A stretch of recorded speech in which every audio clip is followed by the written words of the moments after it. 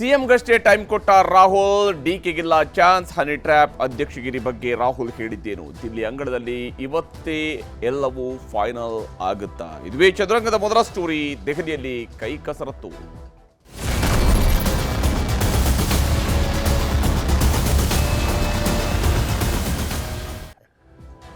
ದೆಹಲಿ ಅಂಗಳದಲ್ಲಿ ಕರ್ನಾಟಕ ರಾಜಕೀಯ ಸಿಎಂ ಹಾಗೂ ಡಿಸಿಎಂ ನಡುವೆ ಜೊತೆಗೆ ಒಂದು ಹೈ ವೋಲ್ಟೇಜ್ ಮೀಟಿಂಗ್ ಅನ್ನು ಕೂಡ ದೆಹಲಿಯಲ್ಲಿ ನಡೆಸಲಾಗ್ತಾ ಇದೆ. ಬಹಳ ಮುಖ್ಯವಾಗಿ ಮುಖ್ಯಮಂತ್ರಿ ಸಿದ್ದರಾಮಯ್ಯನವರು ಇವತ್ತು ರಾಹುಲ್ ಗಾಂಧಿಯವರನ್ನ ಭೇಟಿಯಾಗಿದ್ದಾರೆ.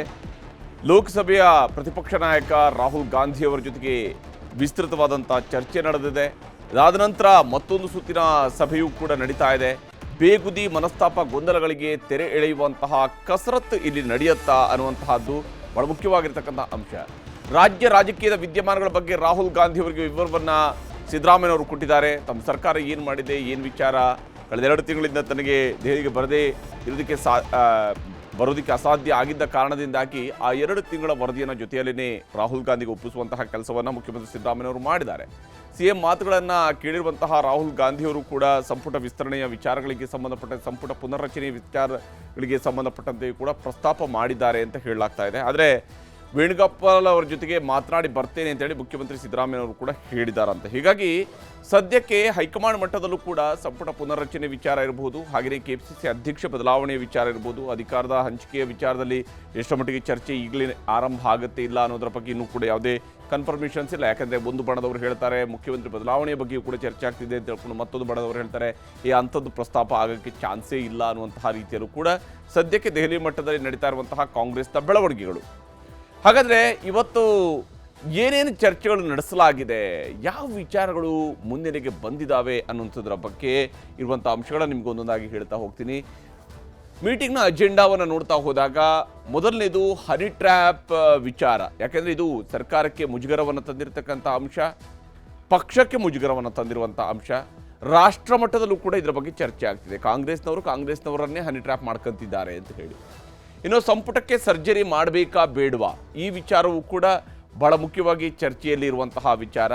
ಯಾವ ಹಂತದಲ್ಲಿ ಸಂಪುಟಕ್ಕೆ ಸರ್ಜರಿ ಮಾಡಬೇಕು ಅಥವಾ ಈಗಲೇ ಮಾಡೋದಿದ್ರೆ ಯಾರ್ಯಾರನ್ನ ಸಂಪುಟದಿಂದ ಕೈ ಬಿಡಬೇಕು, ಈ ನಿಟ್ಟಿನಲ್ಲೂ ಕೂಡ ಚರ್ಚೆಗಳು ನಡೀತಾ ಇದ್ದಾವೆ ಅಂತೇಳಿ.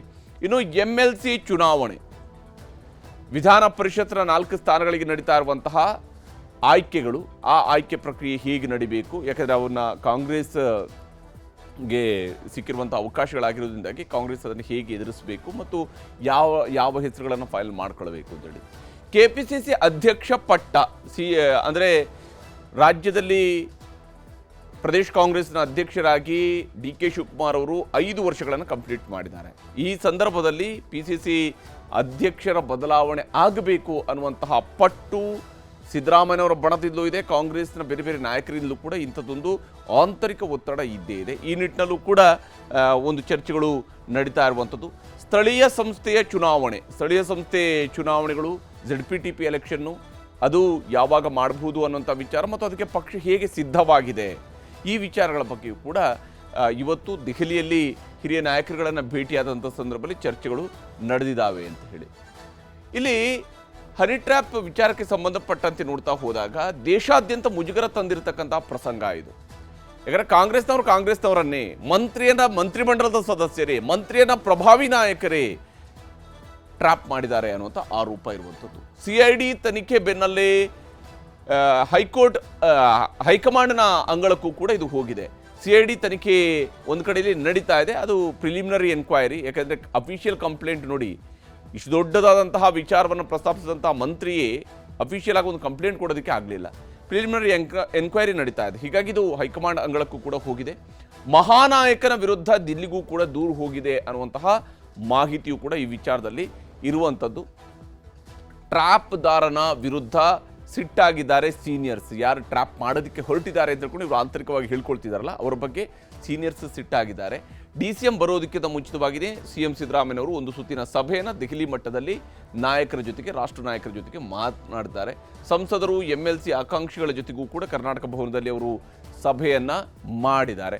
ಅವ್ರನ್ನೂ ಕೂಡ ಭೇಟಿಯಾಗಿ ಚರ್ಚೆ ನಡೆಸಿದ್ದಾರೆ. ಹನಿ ಟ್ರ್ಯಾಪ್ ಕೇಸ್ಗೆ ಮುಂದುವರಿಯುತ್ತಾ ಹೈಕಮಾಂಡ್ ಅನ್ನುವಂಥದ್ದು ಇಲ್ಲಿರುವಂಥ ಭಾಳ ಕುತೂಹಲಕಾರಿಯಂಥ ವಿಚಾರ.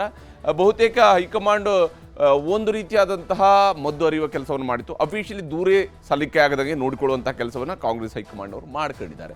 ಇನ್ನು ಸಂಪುಟಕ್ಕೆ ಸರ್ಜರಿ ವಿಚಾರಕ್ಕೆ ಬರೋದಾದರೆ, ಸಂಪುಟ ಪುನರ್ರಚನೆ ಮಾಡುವಂಥದ್ದಕ್ಕೆ ಅನುಮತಿಯನ್ನು ಪಡ್ಕೊಳ್ಳುವಂಥದ್ದು. ಆದರೆ ಸಿದ್ದರಾಮಯ್ಯನವರು ಪೂರ್ಣ ಮನಸ್ಸಿನಲ್ಲಿ ಇದಕ್ಕೆ ಒಪ್ಕೊಳ್ತಾರಾ ಇಲ್ವಾ ಅನ್ನೋಂಥದ್ದು ಇನ್ನು ನೋಡಬೇಕಾಗಿದೆ. ಯಾಕಂದರೆ ಸಿದ್ದರಾಮಯ್ಯನವರು ಈಗಲೇ ಸಂಪುಟ ಪುನರ್ರಚನೆ ಬೇಕು ಬೇಡ ಅನ್ನುವಂಥ ವಿಚಾರಗಳಿಗೆ ಬಂದಾಗ ಈಗಲೇ ಯಾಕೆ ಮಾಡಬೇಕು, 2 ವರ್ಷ ಕಂಪ್ಲೀಟ್ ಆಗಲಿ ಅನ್ನುವಂತಹ ಮನಸ್ಥಿತಿಯಲ್ಲೂ ಕೂಡ ಇದ್ದಾರೆ. ಆದರೆ ಇಬ್ಬರು ಸಚಿವರಿಗೆ ಸಂಪುಟದಿಂದ ಕುಕ್ಕೂಡುವಂತಹ ಸಾಧ್ಯತೆ ದಟ್ಟವಾಗಿದೆ ಅನ್ನುವಂಥದ್ದು ಕಾಂಗ್ರೆಸ್ ಮೂಲಗಳ ಮಾಹಿತಿ. ಪಕ್ಷಕ್ಕೆ ಮುಜುಗರ ತಂದಿರುವಂತಹ ಇಬ್ಬರನ್ನ ಪಕ್ಷ ಈಗ ಸಂಪುಟದಿಂದ ಹೊರಗಡೆ ಹಾಕಬೇಕು ಅಂತೇಳಿ ಈ ತೀರ್ಮಾನಕ್ಕೆ ಬಂದಿದ್ದಾರೆ. ಇಲಾಖೆಯನ್ನು ಸಮರ್ಥವಾಗಿ ನಿಭಾಯಿಸುವವರಿಗೂ ಕೂಡ, ನಿಭಾಯಿಸದೇ ಇರುವಂಥವ್ರಿಗೂ ಕೂಡ ಈಗ ಟೆನ್ಷನ್ ಶುರುವಾಗಿದೆ. ಇಲಾಖೆಯನ್ನು ಯಾರು ಸಮರ್ಥವಾಗಿ ನಿಭಾಯಿಸ್ತಾ ಇಲ್ವೋ ಅಂಥವ್ರಿಗೂ ಕೂಡ ಟೆನ್ಷನ್ ಶುರುವಾಗಿದೆ. ಗೊಂದಲಗಳಿಗೆ ತೆರೆ ಎಳೆಯುವುದಕ್ಕೆ ಸಂಪುಟ ದಾಳವನ್ನು ಉರುಳಿಸುವಂಥದ್ದು. ಈ ಮೂಲಕವಾಗಿ ಪಕ್ಷ ಮತ್ತು ಸರ್ಕಾರ ಎರಡರಲ್ಲೂ ಕೂಡ ಸಮನ್ವಯ ಸಾಧಿಸಿಕೊಂಡು ಪಕ್ಷದಲ್ಲಿ ಕೆಲಸ ಮಾಡ್ತಾ ಇರುವಂಥವ್ರ ಬಗ್ಗೆ ಅಥವಾ ಪಕ್ಷದ ಅಧ್ಯಕ್ಷರ ಬಗ್ಗೆ ಸಂಪುಟದಲ್ಲಿ ಇದ್ದುಕೊಂಡು ನಾನಾ ರೀತಿಯಲ್ಲಿ ಟೀಕೆ ಮಾಡ್ತಾ ಇರತಕ್ಕಂತಹ ವ್ಯಕ್ತಿಗಳನ್ನೂ ಕೂಡ ಸಂಪುಟದಿಂದ ಹೊರಗಿಡಿದ್ದು ಆ ಮೂಲಕವಾಗಿ ಒಂದು ದಾಳ ಉರುಳಿಸಬೇಕು ಅನ್ನೋಂಥ ಚಿಂತನೆ. ಇನ್ನು MLC ಚುನಾವಣೆ, ಪರಿಷತ್ಗೆ ನಾಲ್ವರನ್ನ ನಾಮನಿರ್ದೇಶನಕ್ಕೆ ಅನುಮತಿಯನ್ನು ಪಡ್ಕೊಳ್ಳುವಂಥದ್ದು, ಹೈಕಮಾಂಡ್ನ ಮೂಲಕವಾಗಿ ಅನುಮತಿಯನ್ನು ಪಡ್ಕೊಳ್ಳುವಂಥದ್ದು. 3 ಹೆಸರನ್ನು ಈಗಾಗಲೇ ಮುಖ್ಯಮಂತ್ರಿ ಸಿದ್ದರಾಮಯ್ಯನವರೇ ಅಂತಿಮಗೊಳಿಸಿದ್ದಾರೆ ಅಂತೇಳಿ. ಅಂದರೆ ಸಿದ್ದರಾಮಯ್ಯನವರ ಕಡೆಯಿಂದ ಒಂದು 3 ಹೆಸರು, DK ಅವರ ಕಡೆಯಿಂದ 3 ಹೆಸರು, ಖರ್ಗೆ ಅವರು ಅಫ್ಕೋರ್ಸ್ ಅವರು ಕೂಡ ಕರ್ನಾಟಕದವರೇ ಆಗಿರೋದ್ರಿಂದಾಗಿ ಅವ್ರಿಗೂ ಕೂಡ ರಾಜ್ಯದ ಬೇರೆ ಬೇರೆ ನಾಯಕರುಗಳ ಮೂಲದಿಂದ ಒಂದಿಷ್ಟು ಹೆಸರುಗಳು ಬಂದು ತಲುಪಿರ್ತವೆ. ಇವುಗಳ ಆಧಾರದ ಮೇಲೆ ಅವರು ಫೈನಲ್ ಮಾಡ್ತಾರೆ. ತನ್ನ ಆಪ್ತರ ಲಿಸ್ಟನ್ನು ಹಿಡ್ಕೊಂಡು ಶಿವಕುಮಾರ್ ಅವರು ಕೂಡ ಹೋಗಿದ್ದಾರೆ. ಅವರು ಕೂಡ ಒಂದಿಷ್ಟು ಮಂದಿಗೆ, ಯಾಕಂದರೆ ಅಧ್ಯಕ್ಷನಾಗಿದ್ದುಕೊಂಡು ಉಪಮುಖ್ಯಮಂತ್ರಿ ಆಗಿದ್ದುಕೊಂಡು ಇಂಥವ್ರಿಗೆ MLC ಮಾಡಿಸೋಣ ಅನ್ನುವಂಥ ನಿಟ್ಟಿನಲ್ಲಿ ಅವರು ಪ್ರಯತ್ನದಲ್ಲಿ ಇದ್ದಾರೆ. CM DCM ಪೈಕಿ ಯಾರು ಮೇಲ್ಗೈ ಸಾಧಿಸ್ತಾರೆ ಅನ್ನೋದು ಭಾಳ ಕುತೂಹಲಕಾರಿಯಾಗಿರ್ತಕ್ಕಂಥ ಅಂಶ. ನಿಜಕ್ಕೂ ಇದು 3, 1, 2, 2 ಅಥವಾ ಎಲ್ರಿಗೂ ಒಂದೊಂದು. ಯಾಕಂದರೆ ಕಾಂಗ್ರೆಸ್ನಲ್ಲಿ ಹೆಂಗಂದರೆ ಹಂಚಿಕೆ, ಕೆಲವೊಂದು ಸಲ ನಿಮ್ಮ ಟೆರಿಟರಿಗೆ ನಾನು ಬರಲ್ಲ, ನನ್ನ ಟೆರಿಟರಿಗೆ ನೀವು ಬರಬೇಡಿ, ನಿನಗೂ ಒಂದು ನನಗೂ ಒಂದು, ನಿಮಗೂ ಒಂದು ನಮಗೂ ಒಂದು, ಈ ರೀತಿಯಲ್ಲೂ ಕೂಡ ಹಂಚಿಕೆ ಮಾಡ್ಕೊಳ್ತಾರೆ. ಹೀಗಾಗಿ ಈ ಬಾರಿ ಏನು ಮಾಡ್ತಾರೆ ನೋಡಬೇಕು. ಅಳೆದು ತೂಗಿ ಫೈನಲ್ ಮಾಡಲಿದೆ ಹೈಕಮಾಂಡ್ ನಲ್ಲಿ ಅಧ್ಯಕ್ಷ ಸ್ಥಾನದಲ್ಲಿ ಈಗ ಖರ್ಗೆ ಅವರಿಗೆ ಕೂತಿರೋದ್ರಿಂದಾಗಿ ಕರ್ನಾಟಕದ ವಿಚಾರದಲ್ಲಿ ಯಾರಿಗೆ ಕೊಡಬೇಕು, ಯಾರಿಗೆ ಕೊಡೋದು ಬೇಡ ಅನ್ನುವಂಥ ನಿಟ್ಟಿನಲ್ಲಿ ಅಂತಿಮವಾಗಿ ಅವರ ನಿರ್ಧಾರವೂ ಕೂಡ ಭಾಳ ಮುಖ್ಯ ಆಗಿರುತ್ತೆ. KPCC ಅಧ್ಯಕ್ಷ ಪಟ್ಟದ ವಿಚಾರವೂ ಕೂಡ ಚರ್ಚಿತವಾಗಿರುವಂತಹ ಸಂಗತಿನೇ. ದೆಹಲಿ ಮಟ್ಟದಲ್ಲೂ ಕೂಡ ಚರ್ಚೆ ಆಗ್ತಾ ಇರುವಂತಹ ಸಂಗತಿ. KPCC ಅಧ್ಯಕ್ಷರ ಬದಲಾವಣೆಗೆ ಪಟ್ಟು ಹಿಡಿದು ಕುಳಿತಿದೆ CM ಸಿದ್ದರಾಮಯ್ಯನವರ ಬಡದ ಬಹಳ ಪ್ರಮುಖವಾಗಿರ್ತಕ್ಕಂತಹ ಸಚಿವರು. ಅಧ್ಯಕ್ಷ ಪಟ್ಟದ ಮೇಲೆ ಸತೀಶ್ ಜಾರಕಿಹೊಳಿ ಅವರು ಪ್ರಮುಖವಾಗಿ ಕಣ್ಣಿಟ್ಟಿದ್ದಾರೆ. KN ರಾಜಣ್ಣ ಅವರು ಕೂಡ ಕ್ಲೇಮ್ ಮಾಡ್ತಿದ್ದಾರೆ. ಬಟ್ ಅದನ್ನು ಬಹಳ ಸೀರಿಯಸ್ ಆಗಿ ಹೈಕಮಾಂಡ್ ಪರಿಗಣಿಸುವಂಥ ಸ್ಥಿತಿಯಲ್ಲಿ ಇಲ್ಲ. ಯಾಕೆಂದರೆ ಸದ್ಯಕ್ಕೆ ಅವರಿಗೆ ಅವರ ಸಚಿವ ಸ್ಥಾನ ಉಳಿಸ್ಕೊಳ್ಳುವಂಥದ್ದೇ ಕಷ್ಟ ಅನ್ನುವಂಥ ಪರಿಸ್ಥಿತಿಯಲ್ಲಿ ಇದ್ದೇ ಇದೆ. ಇನ್ನು ಅಧ್ಯಕ್ಷರಾದರೆ ಸಚಿವ ಸ್ಥಾನ ಬಿಟ್ಟು ಕೊಡುವಂತಹ ಸೂತ್ರವನ್ನೇನಾದರೂ ಹೆಣಿತಾರಾ ಅನ್ನುವಂಥ ಪ್ರಶ್ನೆಯೂ ಕೂಡ ಇದೆ. ಆದರೆ ಸತೀಶ್ ಜಾರಕಿಹೊಳಿ ಅವರು ಅಧ್ಯಕ್ಷ ಸ್ಥಾನ ಮತ್ತು ಮಂತ್ರಿ ಸ್ಥಾನ ಎರಡನ್ನೂ ಕೂಡ ನಿಭಾಯಿಸ್ಕೊಂಡು ಹೋಗುವಲ್ಲೇ ಅನ್ನುವಂತಹ ಧಾಟಿಯಲ್ಲೂ ಕೂಡ ಮಾತನಾಡ್ಕೊಳ್ಬಹುದು. ಸತೀಶ್ ಜಾರಕಿಹೊಳಿ ಜೊತೆಗೆ ಅಖಾಡಕ್ಕೆ ಈಶ್ವರ್ ಖಂಡ್ರೆ ಅವರು ಎಂಟ್ರಿ ಕೊಟ್ಟಿದ್ದಾರೆ. ಒಂದು ವೇಳೆ ಈಗ ಒಕ್ಕಲಿಗ ಸಮುದಾಯದ ಪ್ರಬಲ ಸಮುದಾಯದ ನಾಯಕರಿಂದ ಅಧ್ಯಕ್ಷ ಸ್ಥಾನವನ್ನು ತೆಗೆದಾಗ ಅದನ್ನು ಯಾರಿಗೆ ಕೊಡಬೇಕು ಅನ್ನೋಂತಹ ನಿಟ್ಟಿನಲ್ಲಿ ಬಂದಾಗ ಉತ್ತರ ಕರ್ನಾಟಕದ ಭಾಗಕ್ಕೆ ಅವಕಾಶವನ್ನು ಕೊಡೋಣ, ಲಿಂಗಾಯತ್ ಸಮುದಾಯಕ್ಕೆ ಅವಕಾಶ ಕೊಡೋಣ, ಈ ನಿಟ್ಟಿನಲ್ಲಿ ಬಂದಾಗ ಈಶ್ವರ್ ಖಂಡ್ರೆ ಅವರು ಕೂಡ ಬಹಳ ಪ್ರಮುಖವಾದಂಥ ಹೆಸರಾಗ್ತಾರೆ. CM ದೆಹಲಿಯಲ್ಲಿರುವಾಗಲೇ ಈಶ್ವರ್ ಖಂಡ್ರೆ ಅವರು ದೆಹಲಿಗೆ ಹೋಗಿದ್ದಾರೆ, ಮುಖ್ಯಮಂತ್ರಿಯವರನ್ನ ಭೇಟಿಯಾಗಿದ್ದಾರೆ. ಅದಾದ ನಂತರ KC ವೇಣುಗೋಪಾಲ್ ಅವರನ್ನ ಭೇಟಿಯಾಗಿ ಸಚಿವ ಖಂಡ್ರೆ ಅವರು ಚರ್ಚೆಯನ್ನು ನಡೆಸಿದ್ದಾರೆ. ನನಗೊಂದು ಅವಕಾಶ ಕೊಡಿ ಅಂತ ಖಂಡ್ರೆ ಅವರು ಮನವಿ ಮಾಡ್ಕೊಳ್ತಿದ್ದಾರೆ ಅನ್ನೋದರ ಬಗ್ಗೆಯೂ ಕೂಡ ಒಂದಿಷ್ಟು ಮಾಹಿತಿಗಳಿದ್ದಾವೆ. ಯಾಕಂದರೆ ಅವ್ರಿಗೂ ಕೂಡ ಕರ್ನಾಟಕದ ರಾಜಕಾರಣದಲ್ಲಿ ತನ್ನದೇ ಆದಂತಹ ಒಂದು ಹಿಡಿತ ಇದ್ದೇ ಇದೆ. ಈಶ್ವರ್ ಖಂಡ್ರೆ ಅವರು KPCC ಕಾರ್ಯಾಧ್ಯಕ್ಷರಾಗಿ ಒಳ್ಳೆಯ ಕೆಲಸವನ್ನು ಮಾಡಿದ್ದಾರೆ. ಇನ್ನು ಸ್ಥಳೀಯ ಸಂಸ್ಥೆಗಳ ಚುನಾವಣೆ, ಜಿಲ್ಲಾ ಪಂಚಾಯತ್ ಮತ್ತು ತಾಲೂಕು ಪಂಚಾಯತ್ ಚುನಾವಣೆಗಳು ಟಾರ್ಗೆಟ್ ಆಗಿದ್ದಾವೆ. ರಾಜ್ಯದಲ್ಲಿ ಅತಿ ಹೆಚ್ಚು ಜಿಲ್ಲಾ ಪಂಚಾಯತ್ ಮತ್ತು ತಾಲೂಕು ಪಂಚಾಯತ್ನಲ್ಲಿ ಗೆಲ್ಲಲೇಬೇಕಾದ ಅನಿವಾರ್ಯತೆಯಲ್ಲಿ ಇವತ್ತು ಕಾಂಗ್ರೆಸ್ ಇದೆ. ಯಾಕಂದರೆ ಗ್ಯಾರಂಟಿಗಳನ್ನು ಕೊಟ್ಟಿದ್ದಾರೆ, ನೇರವಾಗಿ ಜನರ ಹತ್ತಿರಕ್ಕೆ ತಲುಪುವಂತಹ ಯೋಜನೆಗಳನ್ನು ನಾವು ಈ ಮೂಲಕ ಕೊಟ್ಟಿದ್ದೀವಿ ಅಂತ ಕ್ಲೇಮ್ ಮಾಡ್ಕೊಳ್ತಿದ್ದಾರಲ್ಲ. ಹೀಗಾಗಿ ಕಾರ್ಯಕರ್ತರ ಕೈಗೆ ಅಧಿಕಾರ ನೀಡೋದಕ್ಕೆ ಚುನಾವಣೆ ಬೇಕು ಅನ್ನುವಂತಹ ಪ್ರತಿಪಾದನೆ ಕಡೆಗೂ ಜ್ಞಾನೋದಯ ಆಗಿದೆ ಕಾಂಗ್ರೆಸ್ ನಾಯಕರಿಗೆ. ಅಧಿಕಾರಕ್ಕೆ ಬಂದು ಆಲ್ಮೋಸ್ಟ್ 2 ವರ್ಷ ಆಗ್ತಾ ಬಂದಿರುವಾಗ ಜಿಲ್ಲಾ ಪಂಚಾಯತ್, ತಾಲೂಕು ಪಂಚಾಯತ್ ಬಳಿಕ BBMP ಚುನಾವಣೆಗೂ ಕೂಡ ತಯಾರಿಯನ್ನು ಮಾಡ್ಕೊಳ್ಬಹುದು. BBMP ಚುನಾವಣೆ ವಿಚಾರದಲ್ಲೂ ಕೂಡ ಅಷ್ಟೇ ಬೆಂಗಳೂರಿನ ನಾಯಕರುಗಳಿಗೆ, ಶಾಸಕರುಗಳಿಗೆ ಆಸಕ್ತಿ ಇದ್ದಂಗೆ ಕಾಣ್ತಾ ಇಲ್ಲ. ಇದರಿಂದಾಗಿ ಅದು ವಿಳಂಬ ಆಗ್ತಾನೆ ಸಾಗಿದೆ. ಹೈಕಮಾಂಡ್ ಅನುಮತಿ ಪಡೆದು ಮುಂದುವರಿಯುವಂತಹ ತಂತ್ರಗಾರಿಕೆಯನ್ನು ಹೈಕಮಾಂಡ್ ಇದಕ್ಕೆ ಏನು ಅಭಿಪ್ರಾಯವನ್ನು ಹೇಳುತ್ತೋ ಅದರ ಪ್ರಕಾರವಾಗಿ ಮುಂದುವರಿಬೇಕು ಅನ್ನುವಂತಹ ತಂತ್ರಗಾರಿಕೆಯನ್ನು ಹೂಡ್ತಾ ಇದ್ದಾರೆ. ಇನ್ನು ಮೀಟಿಂಗ್ನಲ್ಲಿ ಇದಲ್ಲದೆ ಬೇರೇನೇನು ಅಜೆಂಡಾ ಇಲ್ವಾ ಅಂತ ಕೇಳಿದರೆ ಬೇರೆ ಒಂದಿಷ್ಟು ಅಜೆಂಡಾಗಳು ಕೂಡ ಕಾಣಿಸ್ಕೊಳ್ತಾ ಇದ್ದಾವೆ. ಅದರಲ್ಲಿ ಬಹಳ ಮುಖ್ಯವಾಗಿ ಬೆಲೆ ಏರಿಕೆಯ ಬಿಸಿ, ಅನುದಾನದ ಅಸಮಾಧಾನ, ಗ್ಯಾರಂಟಿಯ ಜಂಜಾಟ. ಯಾಕಂದರೆ ಇದು ಸರ್ಕಾರದ ಆಡಳಿತಕ್ಕೆ ಸಂಬಂಧಪಟ್ಟಿರ್ತಕ್ಕಂಥ ವಿಚಾರ. ಹೈಕಮಾಂಡ್ ಸಹಜವಾಗಿಯೇ ರಾಜ್ಯದಲ್ಲಿ ಆಡಳಿತ ವೈಖರಿ ಹೇಗಿದೆ ಅನ್ನುವಂಥದ್ರ ಬಗ್ಗೆಯೂ ಕೂಡ ಮಾಹಿತಿಯನ್ನು ಸಂಗ್ರಹಿಸುವ ಕೆಲಸವನ್ನು ಮಾಡುತ್ತೆ. ಪಕ್ಷದ ನಾಯಕರುಗಳಿಂದ, ವಿಶೇಷವಾಗಿ ಮುಖ್ಯಮಂತ್ರಿಯವರಿಂದ, ಉಪಮುಖ್ಯಮಂತ್ರಿಯವರಿಂದ ಅದರ ಬಗ್ಗೆ ಮಾಹಿತಿಯನ್ನು ಕೇಳ್ಕೊಳ್ತಾರೆ. ಬೆಲೆ ಏರಿಕೆಯ ಬಿಸಿ ಈಗಾಗಲೇ ರಾಜ್ಯದ ಜನರಿಗೆ ತಟ್ಟಿರುವಂಥದ್ದು ಸರ್ವವಿದಿತ. ಪ್ರತಿ ವಾರವೂ ಕೂಡ ಅಗತ್ಯ ವಸ್ತುಗಳ ಬೆಲೆ ಏರಿಕೆ ಆಗ್ತಾ ಇದೆ. ಡೀಸೆಲ್ನ ದರ ಏರಿಕೆ ಮಾಡಿದ್ದಾರೆ, ಹಾಲಿನ ದರ ಏರಿಕೆ ಮಾಡಿದ್ದಾರೆ, ನೀರಿನ ದರ ಏರಿಕೆ ಮಾಡೋರಿದ್ದಾರೆ, ವಿದ್ಯುತ್ ದರ ಆಲ್ರೆಡಿ ಏರಿಕೆ ಮಾಡಿದ್ದಾರೆ. ಹೀಗಾಗಿ ದುಬಾರಿ ಆಗ್ತಾ ಇದೆ ಜನಜೀವನ. ಸರ್ಕಾರಕ್ಕೆ ಶಾಪ ಹಾಕುವಂತಹ ಪರಿಸ್ಥಿತಿ ಜನಸಾಮಾನ್ಯರಿಂದ ಶುರುವಾಗ್ತಾ ಇದೆ. ಇಂತಹ ಸಂದರ್ಭದಲ್ಲಿ ದಿನೇ ದಿನೇ ಜನಾಕ್ರೋಶಕ್ಕೆ ತುತ್ತಾಗ್ತಾ ಇರುವಂತಹ ಸರ್ಕಾರ ಇದನ್ನು ಹೇಗೆ ನಿಭಾಯಿಸ್ತೀರಿ? ಯಾವ ಕಾರಣಕ್ಕಾಗಿ ಇಷ್ಟೊಂದು ಬೆಲೆ ಏರಿಕೆಯನ್ನು ಮಾಡ್ತಾ ಇದ್ದೀವಿ ಅನ್ನೋಂಥದ್ದನ್ನು ಹೈಕಮಾಂಡ್ಗೆ ಮನವರಿಕೆ ಮಾಡಿಕೊಡೋ ಕೆಲಸವನ್ನು ರಾಜ್ಯ ನಾಯಕರು ಮಾಡಲೇಬೇಕಾಗುತ್ತೆ. ಅಹೋರಾತ್ರಿ ಧರಣಿಯನ್ನು ಈಗಾಗಲೇ BJPಯವರು ಕೂಡ ಮಾಡಿದ್ದಾರೆ. ಯಾಕಂದರೆ ಇದರೊಂದು ಪೊಲಿಟಿಕಲ್ ಅಜೆಂಡಾವಾಗಿ ಜನರ ಹತ್ತಿರಕ್ಕೆ ತೆಗೆದುಕೊಂಡು ಹೋಗೋದಕ್ಕೆ BJP ಪ್ಲಾನನ್ನು ಮಾಡ್ಕೊಂಡಿದೆ.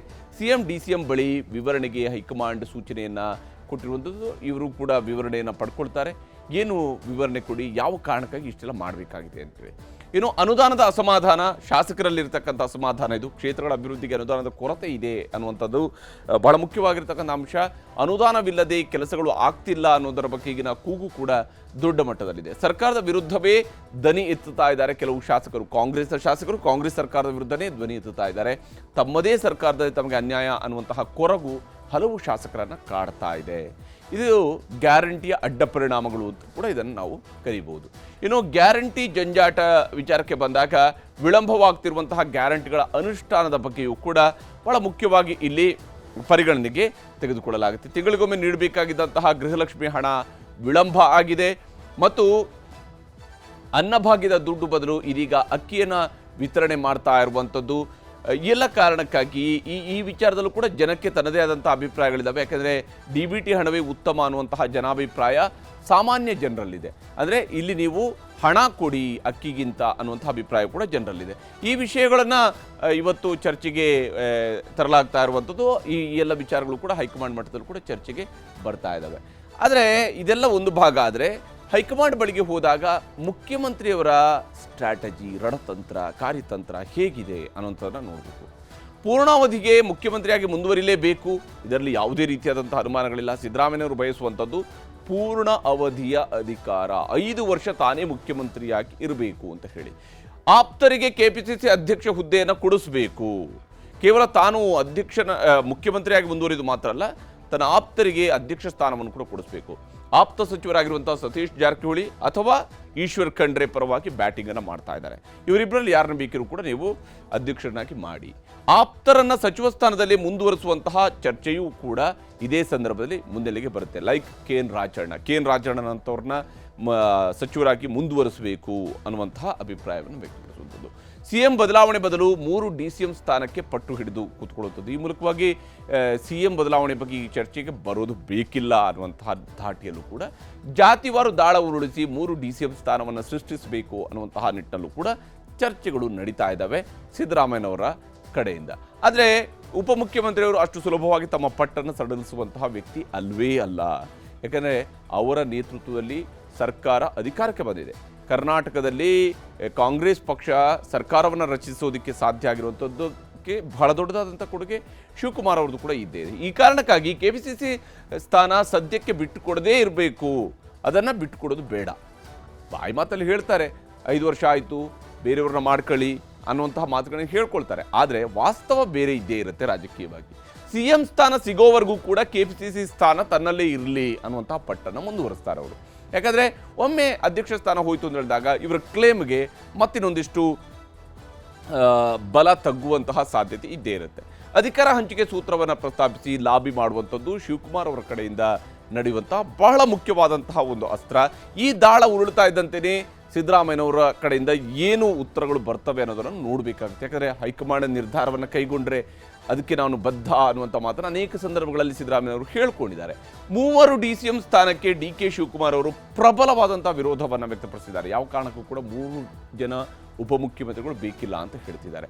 ಸಂಪುಟ ಪುನರ್ರಚನೆಯಲ್ಲಿ ಸಿದ್ದು ಆಪ್ತರಿಗೆ ಕೊಡಿಸಬೇಕು ಅನ್ನುವಂಥದ್ರ ಬಗ್ಗೆಯೂ ಕೂಡ ಒಂದು ವೇಳೆ ಈಗಲೇ ಮುಖ್ಯಮಂತ್ರಿ ಬದಲಾವಣೆ ಆಗಲ್ಲ ಅಂತೇಳಿ ಆದರೆ ಸಂಪುಟ ಪುನರ್ರಚನೆಯನ್ನು ಮಾಡಿಸಿ ಅದರಲ್ಲಿ ಸಿದ್ದರಾಮಯ್ಯನವರ ಕೆಲವು ಪರಮಾಪ್ತರಿದ್ದಾರಲ್ಲ ಅಂತ ಪರಮಾಪ್ತರನ್ನು ಸಂಪುಟದಿಂದ ಹೊರಗೆ ಕಳಿಸಬೇಕು. ಹಾಗೆಯೇ ಆಪ್ತರಿಗೆ MLC ಸ್ಥಾನ ಕೊಡಿಸುವಂತಹ ಯೋಚನೆಯಲ್ಲೂ ಕೂಡ ಶಿವಕುಮಾರ್ ಅವರು ಇದ್ದಾರೆ. KPCC ಅಧ್ಯಕ್ಷನಾಗಿ ತನ್ನ ಆಪ್ತರನ್ನು ತಾನು ಚೆನ್ನಾಗಿ ನೋಡ್ಕೊಳ್ಬೇಕು ಅನ್ನೋಂತಹ ನಿಟ್ಟಿನಲ್ಲಿ ಈಗ ಒಟ್ಟಾರೆಯಾಗಿ ದೆಹಲಿಯಲ್ಲಿ ನಡೀತಾ ಇರುವಂತಹ ಬೆಳವಣಿಗೆಗಳ ಬಗ್ಗೆ ಉಪಮುಖ್ಯಮಂತ್ರಿ ಶಿವಕುಮಾರ್ ಅವರು ಹಾಗೆಯೇ ಸಚಿವೆ ಲಕ್ಷ್ಮೀ ಹೆಬ್ಬಾಳ್ಕರ್ ಅವರು ಈ ಸಂಪುಟ ಪುನರ್ರಚನೆಯ ಸಾಧ್ಯತೆಯ ವಿಚಾರಗಳಿಗೆ ಸಂಬಂಧಪಟ್ಟಂತೆ ಕೂಡ ಮಾತನಾಡಿದರೆ ತೋರಿಸ್ತಾರೆ. ನಮ್ಮ ರಾಷ್ಟ್ರೀಯ ನಾಯಕರು ಅವ್ರನ್ನ ಭೇಟಿ ಮಾಡಿ ನಾನು ಬಂದಿದ್ದೆ, ನಾನು ಭೇಟಿ ಮಾಡಿದೆ. ಅವ್ರು ಬಂದಿದ್ದು ಅವ್ರಿಗೆ ತಪ್ಪೇನಿದೆ. ನಾವು ಕಾಂಗ್ರೆಸ್ ಕಚೇರಿ, ನಮ್ಮ ದೇವಸ್ಥಾನ ನಾವು ಹೋಗ್ತೀವಿ, ನಮ್ಮ ನಾಯಕರುಗಳನ್ನೆಲ್ಲ ಭೇಟಿ ಮಾಡ್ತೀವಿ. ತಪ್ಪೇನಿದೆ?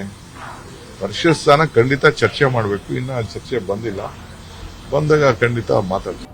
ನನಗೆ ಅದ್ರ ಬಗ್ಗೆ ಗೊತ್ತಿಲ್ಲ. ಬಟ್ ನಿನ್ನೆ ನಿಮ್ಮ ಮಾಧ್ಯಮದಲ್ಲೇ ನೋಡಿದೆ ಮುಖ್ಯಮಂತ್ರಿಗಳ ಸ್ಟೇಟ್ಮೆಂಟ್ನ.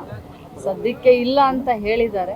ಬಟ್ ನನಗೇನು ಅನ್ಸೋದಿಲ್ಲ. ಯಾಕಂದರೆ JDP TP ಇದೆ, ಈಗ ಸದ್ಯಕ್ಕೆ ಇಲೆಕ್ಷನ್ ಇದೆ, ಎಲ್ಲರೂ ಇಲೆಕ್ಷನ್ಗೆ ಅಣಿಯ ಆಗ್ತಾ ಇದ್ದೀವಿ. ಗೊತ್ತಿಲ್ಲ ಹೈಕಮಾಂಡ್ ಏನು ನಿರ್ಧಾರ ತಗೋತೋ ಅದಕ್ಕೆಲ್ಲರೂ ನಾವು ತಲೆಬಾಗ್ತೀವಿ. ಹೀಗೆ ಕಾಂಗ್ರೆಸ್ನಲ್ಲಿ ಸದ್ಯಕ್ಕೆ ಎಲ್ಲ ಕಸರತ್ತುಗಳು ದೆಹಲಿಗೆ ಸೀಮಿತ ಆಗಿದ್ದಾವೆ. ಕೈ ಕಸರತ್ತು ದೆಹಲಿಯಲ್ಲಿ ಜೋರಾಗಿ ಸಾಗ್ತಾ ಇದೆ. ಯಾರು ತಮ್ಮ ಪಟ್ಟಗಳೊಂದಿಗೆ ವಾಪಸ್ ಬರ್ತಾರೋ ಅಥವಾ ಯಾರು ಪಟ್ಟವನ್ನು ಕಳ್ಕೊಳ್ಳುವಂತಹ ಸಾಧ್ಯತೆ ಇದೆಯೋ ಅಥವಾ ಮುಂದಿನ ಕೆಲವೇ ದಿವಸಗಳ ನಂತರ ಪಟ್ಟಗಳು ಉರುಳು ಹೋಗುವಂತಹ ಸಾಧ್ಯತೆ ಎಷ್ಟರ ಮಟ್ಟಿಗೆ ಇದೆ, ಇವೆಲ್ಲವೂ ಕೂಡ ನೋಡಬೇಕಾಗಿದೆ.